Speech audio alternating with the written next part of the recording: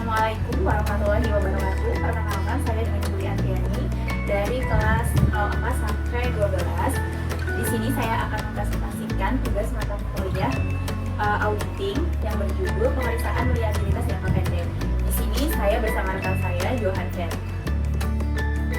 Pengertian dari liabilitas jangka pendek yaitu liabilitas atau hutang perusahaan kepada pihak ketiga yang jatuh tempo atau harus dilunasi dalam jangka waktu kurang atau sama dengan 1 tahun atau dalam siklus operasi normal perusahaan.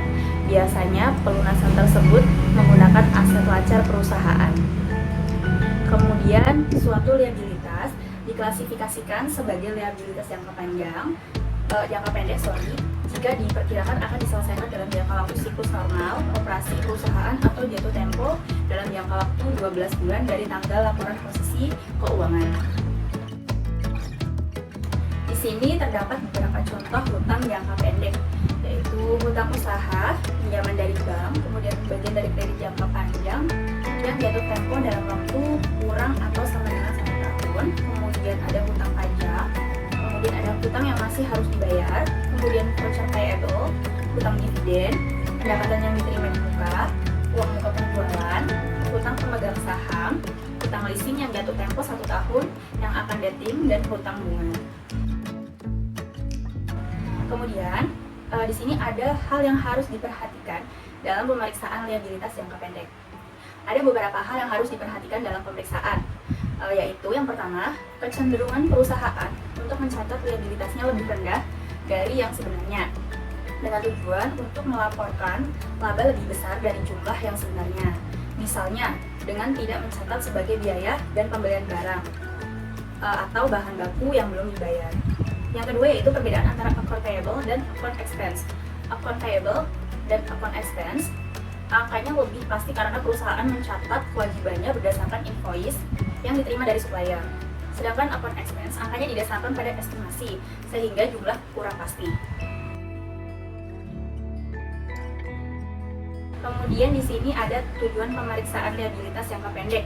Tujuan yang pertama, terdapat internal control yang baik atas liabilitas jangka pendek. Kemudian yang kedua, liabilitas jangka pendek yang tercantum di laporan posisi keuangan atau neraca didukung oleh bukti-bukti yang lengkap dan berasal dari transaksi yang betul-betul terjadi.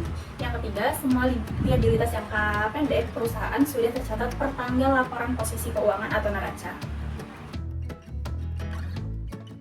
Tujuan selanjutnya yaitu accrued expense, jumlahnya reasonable atau masuk akal atau wajar atau tidak, dalam arti tidak terlalu besar dan tidak terlalu kecil.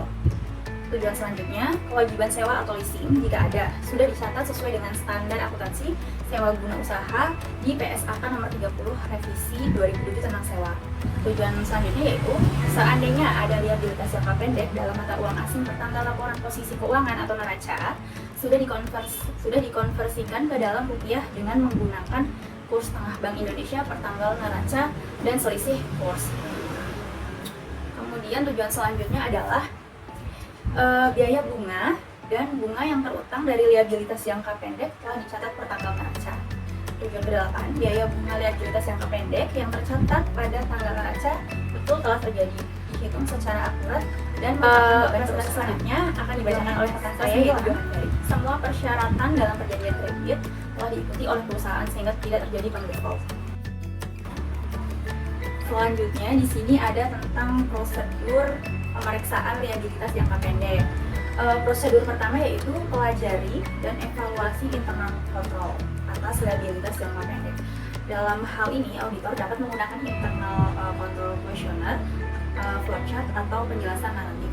Karena utang usaha merupakan bagian dari siklus pembelian, utang usaha dan pengeluaran kas, maka bisa digunakan internal control questionnaire untuk pembelian utang usaha dan pengeluaran kas. Terus prosedur yang kedua yaitu minta rincian dari liabilitas jangka pendek, utang usaha maupun liabilitas lainnya. Kemudian periksa penjumlahannya atau footing serta cocokkan saldonya dengan saldo utang atau kewajiban yang ada di buku besar. Jika rincian yang diberikan klien tidak cocok dengan saldo buku besarnya atau terdapat kesalahan footing, maka auditor harus mengembalikan rincian tersebut kepada klien untuk diperbaiki. Kemudian prosedur selanjutnya untuk utang usaha cocokkan saldo masing-masing supplier dengan saldo menurut subsidiary ledger utang usaha. Atau jika suppliernya banyak, tidak perlu 100%. Seandainya ditemukan perbedaan antara saldo di rincian utang usaha dan saldo di subledger utang usaha, harus diminta agar klien yang mencari penyebab perbedaan tersebut. Prosedur keempat yaitu secara tes basis atau sampling, memeriksa bukti pendukung dari saldo hutang kepada beberapa supplier. Perhatikan apakah angkanya cocok dengan purchase requisition dan purchase order, receiving report, kemudian supplier invoice. Periksa juga perhitungan matematis dari dokumen-dokumen tersebut. Kemudian prosedur selanjutnya yang kelima, seandainya ada monthly statement of account dari supplier, maka harus dilakukan rekonsiliasi antara saldo hutang menurut statement of account dengan saldo menurut subsidiary ledger. Prosedur yang keenam yaitu pertimbangan untuk mengirim konfirmasi kepada beberapa supplier, baik yang saldonya besar maupun yang saldonya tidak berubah dari tahun sebelumnya. Kemudian ada prosedur ke-7, periksa pembayaran sesudah tanggal laporan posisi keuangan atau neraca untuk mengetahui apakah ada liabilitas yang belum dicatat per tanggal laporan posisi keuangan, dan untuk meyakinkan diri mengenai kewajaran saldo liabilitas per tanggal laporan posisi keuangan. Periksa juga notulen rapat direksi. Notulen rapat direksi pemegang saham, dewan komisaris untuk mengetahui apakah ada kewajiban perusahaan, misalnya pembagian bonus yang baru akan dibayar di periode berikutnya dan belum dicatat sebagai liabilitas per tanggal laporan posisi keuangan atau neraca. Auditor juga harus memeriksa bukti pembayaran di subsequent periode yang berkaitan dengan kewajiban yang terjadi di tahun yang diperiksa. Selanjutnya ada prosedur ke-8.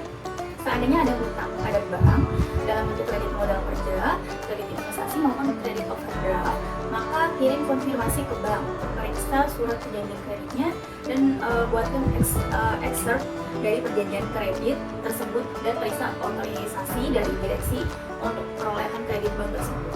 Prosedur yang ke-9, seandainya ada hutang dari pemegang saham atau dari direksi atau dari perusahaan afiliasi yang harus dilunasi dalam waktu 1 tahun yang akan datang, harus dikirim konfirmasi, periksa perjanjian kreditnya, dan periksa apakah ada pembebanan bunga atas pinjaman tersebut. Prosedur yang ke-10, seandainya ada hutang leasing, periksa apakah pencatatannya sudah sesuai dengan standar akuntansi sewa-guna, dan apakah bagian yang jatuh tempo dalam waktu 1 tahun yang akan datang sudah dicatat sebagai hutang jangka pendek. Prosedur yang ke-11 yaitu periksa perhitungan dan pembayaran bunga, apakah sudah dilakukan secara akurat dan tiap jumlah beban bunga tersebut dengan jumlah yang tercantum pada laporan di laba. Perhatikan juga aspek pajaknya. Seandainya ada saldo debit dari hutang dagang, maka harus ditelusuri apakah ini merupakan uang pembelian atau karena adanya pengembalian barang yang dibeli tetapi sudah dilunasi sebelumnya. Kalau jumlahnya besar harus diklasifikasikan sebagai hutang. Prosedur selanjutnya, seandainya ada uang muka penjualan per tanggal neraca, periksa kembali bukti dari pendukungnya dan periksa apakah saldo tersebut sudah diselesaikan di periode berikutnya, misalnya dengan mengirimkan barang yang dipesan oleh pembeli. Prosedur yang selanjutnya itu, seandainya ada kredit jangka panjang, harus diperiksa apakah bagian yang jatuh tempo 1 tahun yang akan datang sudah diklasifikasikan sebagai hutang jangka pendek. Kemudian prosedur yang ke-15, seandainya ada kewajiban dalam mata uang asing, periksa apakah saldo tersebut per tanggal neraca telah dikonversikan ke dalam rupiah dengan menggunakan kurs tengah Bank Indonesia per tanggal neraca, dan selisih kurs yang telah terjadi dibebankan pada rugi laba tahun berjalan. Untuk selanjutnya akan dibacakan oleh rekan saya yaitu Johan Ferry. Terima kasih. Assalamualaikum warahmatullahi wabarakatuh. Perkenalkan, nama saya Johan Ferry. Di sini saya akan melanjutkan pembahasan mengenai liabilitas jangka pendek. Adapun yang akan saya bahas pada kesempatan kali ini yaitu prosedur audit untuk liabilitas jangka pendek, yaitu sebagai berikut.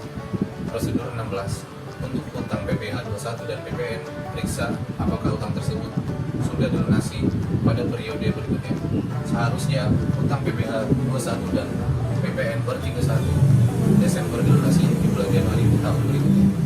Sedangkan untuk PPH, badan harus diperiksa apakah pada waktu mengisi dan memutuskan SPT, PPH, badan perusahaan telah membayar pada membayar PPh 29. Kita masuk ke prosedur yang ke-17. Periksa dasar perhitungan accurate expense yang dibuat oleh perusahaan. Apakah reasonable dan konsisten dasar perhitungan tahun sebelumnya. Selain itu, harus diperiksa pembayaran sesudah tanggal neraca. Kita masuk ke prosedur 18. Pemeriksaan notulen rapat direksi, pemegang saham dan perjanjian-perjanjian yang dibuat oleh perusahaan dengan pihak ketiga untuk mengetahui apakah semua kewajiban yang tercantum dalam notulen dan perjanjian tersebut sudah dicatat per tanggal neraca. Adapun prosedur 19 yakni kirim konfirmasi kepada nasihat hukum perusahaan. Dan prosedur yang ke-20 atau prosedur yang terakhir yaitu memeriksa apakah perjanjian kewajiban jangka pendek di neraca dan catatan atas laporan keuangan dengan prinsip akuntansi yang berlaku umum atau SAK. Demikian presentasi dari kelompok kami. Kurang dan jangka kami mohon maaf. Wassalamualaikum warahmatullahi wabarakatuh.